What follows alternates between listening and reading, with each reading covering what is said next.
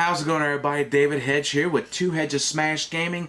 And I know I have a video I'm going to put up, a review and all, but my baby just surprised me, Cindy. She got me Chinese food. Love Chinese food. You could tell I love Chinese food. So let me see what she got me. She wouldn't tell me what she got me.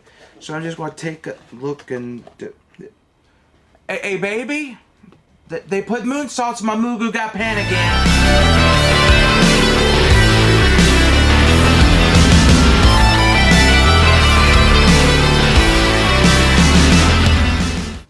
How's it going, everybody? This is what I got in my Chinese food box. Appreciate it, babe. Yeah, I wasn't lying when I got moon salt in my Mugu got pan. Hey, I actually got a perfect idea. So, with this is the SRG Supershow. Now, believe it or not, there's an underground wrestling federation that's operated out of a Chinese fortune cookie manufacturer, and as you can see, we got some cool fortune cookies. But the way this is a wrestling game. It's a first unpredictable game that you can get, and with this you get the cool little starter here. This is what came in my box.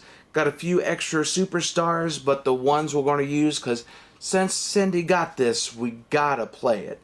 And so we have two superstars to show. First, we're going to use Sage the Wiccan Witch. As you can see, she has 6 different abilities or skills, and those are color-coded, and I'll go into that for a second. And we'll also have an ability that links to her most strongest trait. So we have her, and then we have Sweet Miss Chamomile Tea, which I'm thinking Cindy's probably going to pick that one because she loves her chamomile tea. And I think all the guys love that chamomile tea because she's a fine lady. But as you can see, each one has an ability. And the reason why is that these dice here, each one is color-coded to match one of the skills on the card. And these are used to start the game and the start of turns. So each turn, you would roll one of these die. Each player would compare their skill numbers with it. And the person with the highest skill number gets to go first. And we'll go through all that when we do the video for the gameplay. So we have that, and then you have a 30 card deck. Each player has one, and they have 3 different cards. They have leads, which are needed to be the first card played. Then after a lead, you would then have a follow-up,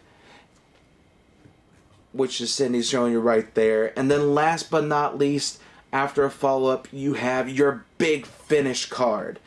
And after you hit your finish card, your opponent has till the count of 3 or 3 rolls to finally break out of the move. If she can't or he can't, then that player wins. And we'll go over all that.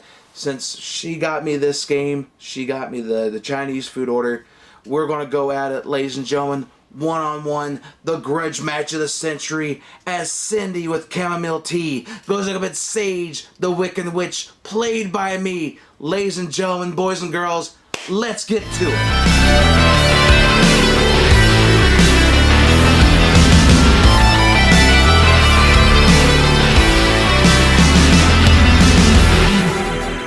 Alright, ladies and gentlemen, boys and girls, children of all ages, it's time for a super showdown.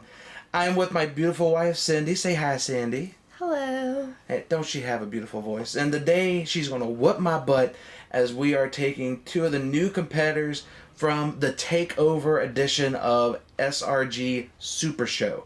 I'm playing Sage, the Wiccan Witch, and baby, who are you playing? Chamomile tea. She's both sweet, and the tea's actually really good, too. Helps you calm down. I'll probably need that after this game. So, let's go on ahead and get started. So, the way you start, each person has their own character, as I explained before, and a 30 card deck. Our crowd meter is at 0. We each have our die. All we need to do now is draw our hands. So, we each draw 3 cards. And there is a mulligan in this game to where if you do not have any leads in your hand, you have to show your hand to your opponent to prove that you don't have any leads. You put all 3 of those cards on the bottom and draw those cards again. So, baby, do you have a lead? I do. You do have a lead. I got a lead too, and we go. So what we do, beginning of the turn, each of us rolls these cool, colorful, awesome, amazing die. which happen to correspond with the abilities on our cards. So we roll, and for example, I drew power, or actually, excuse me, submission, because apparently SU and P looks the exact same way to me. There's SU. And Cindy rolled agility. So then we take a look at our abilities here and find out what we have. So I roll a 6. Cindy definitely has a better agility than I do of 10. So she gets to go first. And the person that goes first in the turn gets to draw a card. So she gets to draw a card from the top of her deck. And she also has an ability. Baby, what's your ability? I do have an ability. When you roll agility, you may draw 1 card and bury 1 card in your hand. Alright, and normally when it says bury, it usually means put it on the bottom of your deck. So Cindy is going to be able to start looking through her deck a little bit quicker than I will, because apparently witches are a little slow and this chamomile tea is caffeinated. So she did that, and go on ahead and you draw your card for your turn as well, since you got started.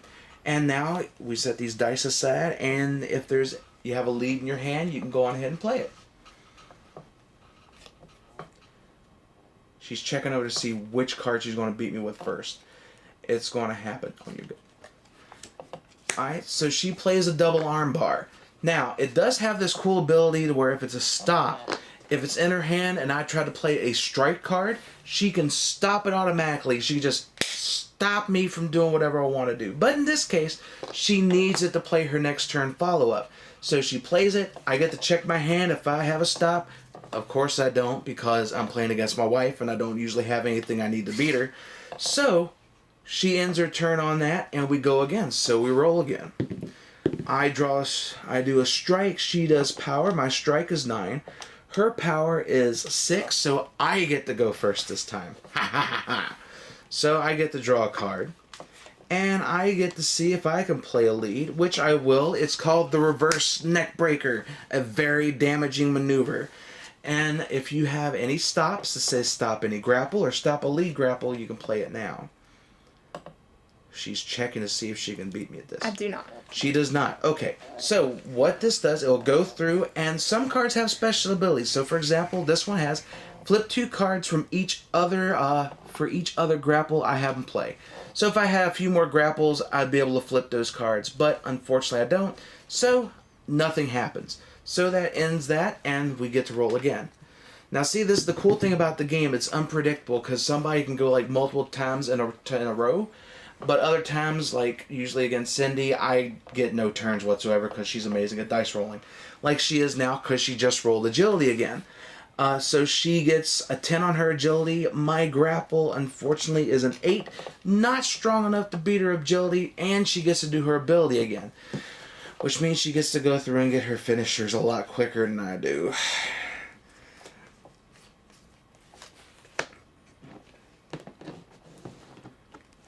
So and you get to draw your card for the turn. So she's basically able to draw 2 cards, put 1 on the bottom, which is insane in this type of a game, with decks being only 30 cards. Alright, what you got, my little lady? Now, since she does have a lead in play, she can now play follow-up cards.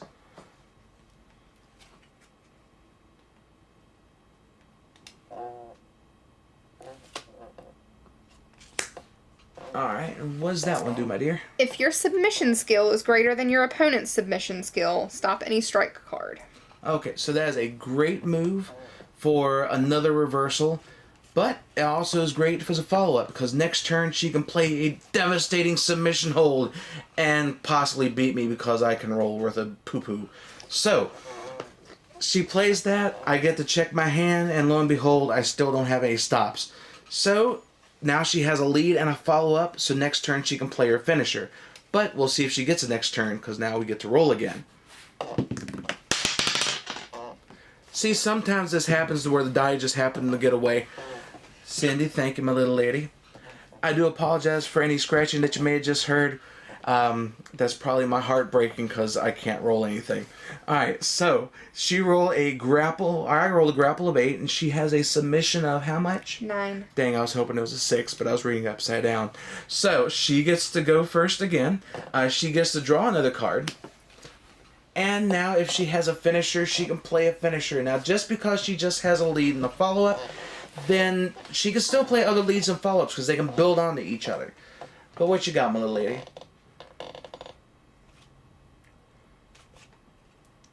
As a hush falls over the crowd in anticipation of what the next big maneuver is going to be in this match. Get a camel.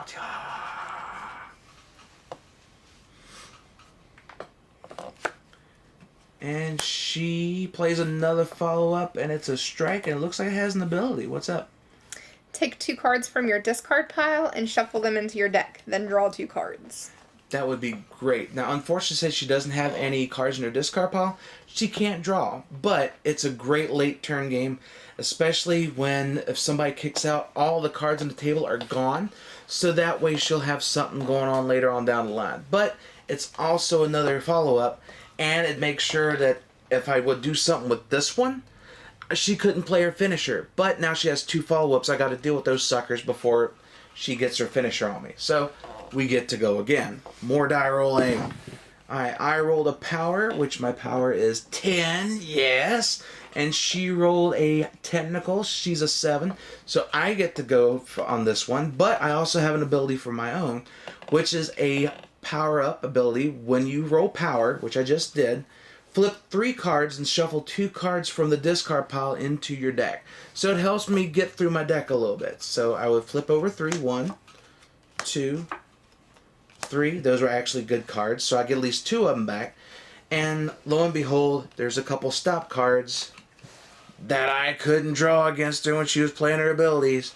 So these will go back in the deck. What do you think so far, my little lady? So far, so good. So far, so good. I am so glad you ordered that Chinese food and they gave us these cards. This is amazing. Love this game. Alright, so that's happened. I go on ahead and I draw for my turn now. And I get to play a card. And I will play a card. Which card should I play? There's a lot of good stuff. I am going to play a card called Elbow Smash. What this does, I can bury 2 cards in any player's discard pile, which puts them on the bottom of the deck, or I look at my opponent's hand, so I get to see what she's going to do against me. So, my dear, I would love to take a look at your hand. And she has, let's see what she got here. She has, oh my lord, yeah, there's a lot of stuff. She has a nerve hold, a drive into the corner, and a flying cutter. She is going to Diamond Dallas Page me, ladies and gentlemen.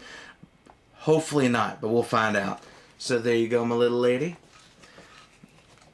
So now, if she had something to take care of this lead, I now have a second lead so I can play my follow-ups. And guess what, ladies and gentlemen? We roll again. It's back and forth action here in the arena. Bam. Alright, so I rolled a strength, which is 9. She has a grapple, which is 5. So I get to go again. So I get to draw a card.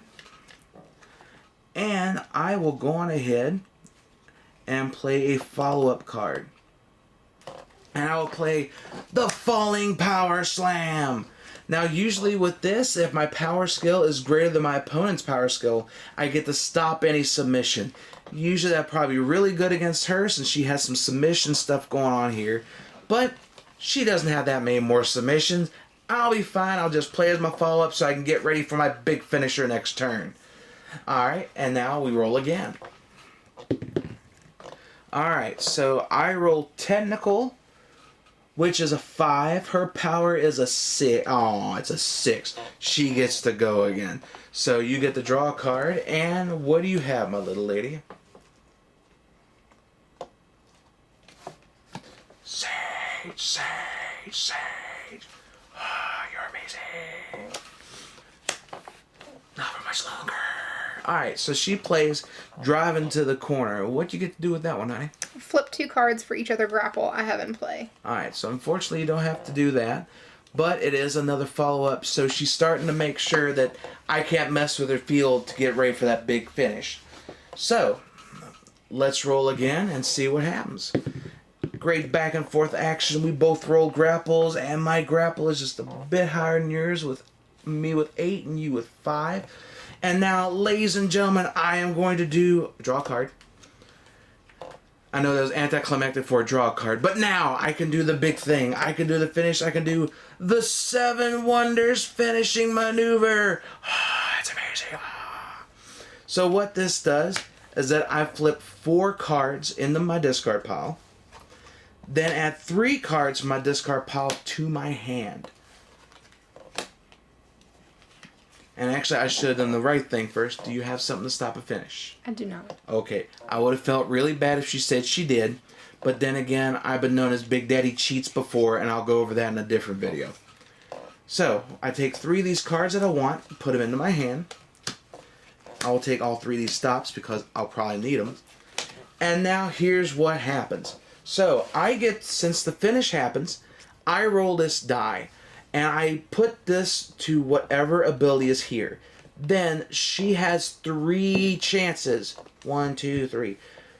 To kick out. And she has to roll at least match it or go higher than what I roll. If she does, she kicks out. The crowd gets a little bit more anxious and this meter will go up. If she doesn't, unfortunately, the game is over. So let's see. So I roll this. I rolled my highest ability of power of 10.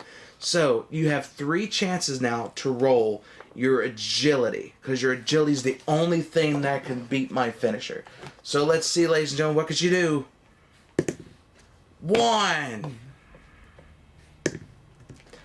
2. Oh, this might be it. 3. And ladies and gentlemen, boys and girls, your winner is Sage! Sage. Ah, she's amazing. And that's it. This game, if she would have kicked out, all these cards would have been put in the discard pile. The crowd meter goes up. And each time the crowd meter goes up, the finishers get better and it becomes harder to kick out. Now, there are finishers that allow you to do other things too, that apply more bonuses to your abilities. But as you can see, this game's as unpredictable as a card game can get.